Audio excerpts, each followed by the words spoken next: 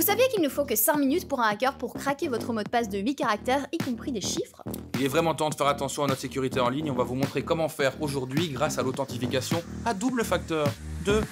Oui.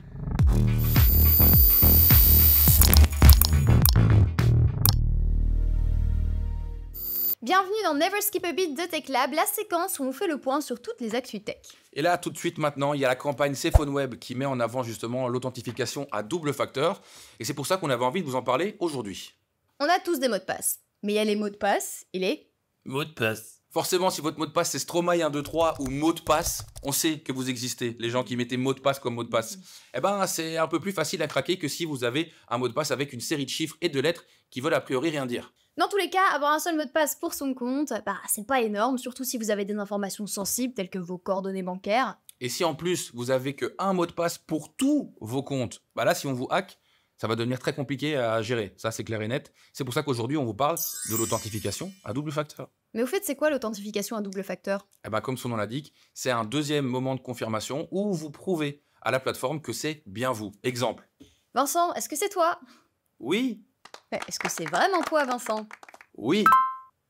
Je sais que c'est lui. Exemple, vous allez sur YouTube et vous devez encoder votre nom d'utilisateur et votre mot de passe. Tranquille, sauf que là, la double authentification va vouloir confirmer que c'est bien vous via un autre moyen. Et ces moyens, il y en a deux, en tout cas deux catégories. La première, c'est soit par mail ou par SMS, ou alors parfois aussi via une autre application. Le plus répandu, c'est le SMS ou le mail. Par exemple, on a tous déjà eu le coup, vous connectez à Facebook et Facebook va vous demander votre numéro de téléphone. Là, il vous envoie un code par SMS et vous devez l'encoder pour bien vous connecter sur Facebook. Tout simple. Il y a déjà plusieurs plateformes qui proposent la double authentification, comme sur Meta, notamment Facebook, Instagram, WhatsApp et Messenger le font. Nous, ce qu'on vous conseille, c'est de télécharger une application d'authentification à double facteur. Pourquoi? Pour pouvoir la lier à tous vos autres comptes. Ah oui. Vous avez par exemple Microsoft Authenticator ou Google Authenticator qui vont vous créer un code unique à 6 chiffres qui va se renouveler toutes les 30 secondes. Donc vous aurez 30 secondes pour encoder ce code.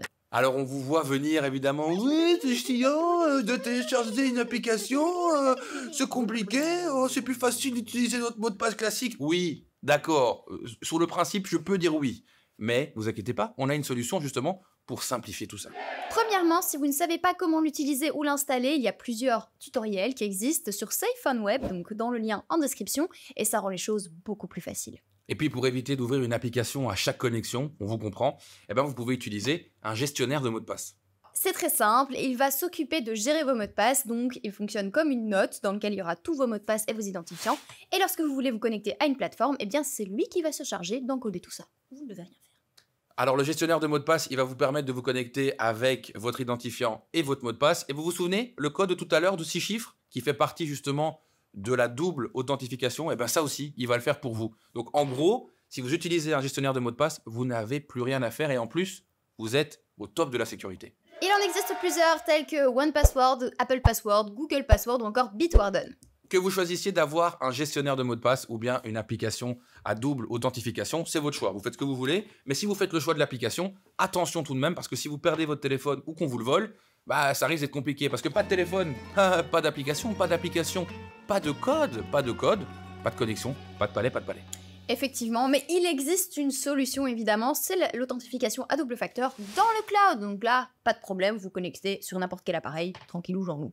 Vous l'avez compris, on ne peut que vous conseiller d'utiliser l'authentification à double facteur sur les plateformes qui le permettent. Si vous l'avez déjà fait, c'est très bien, mais essayez peut-être de le faire avec vos proches, je sais pas, maman, papa, tout ça, pour essayer aussi d'améliorer leur sécurité en ligne. Ouais, et aussi parce qu'on en a marre de Tati Daniel qui se fait hacker toutes les 2 semaines sur Facebook, quoi. Salut Tati. Salut Tati. Salut à vous aussi, merci de nous avoir suivis sur TechLab encore une fois cette semaine. On se retrouve tout bientôt pour un nouvel épisode. Oui. Likez, commentez, partagez ça en masse, et puis à bientôt. Vous voulez encore plus de sécurité sans avoir à retenir des mots de passe, alors il est temps d'utiliser les passkeys. Vous savez toujours pas ce que c'est un passkey? Oh, excusez-moi, ça tombe bien. On a fait une vidéo juste là pour tout vous expliquer. Allez, on y va. Non, j'ai les mains moites. Tu peux quand même me serrer la main.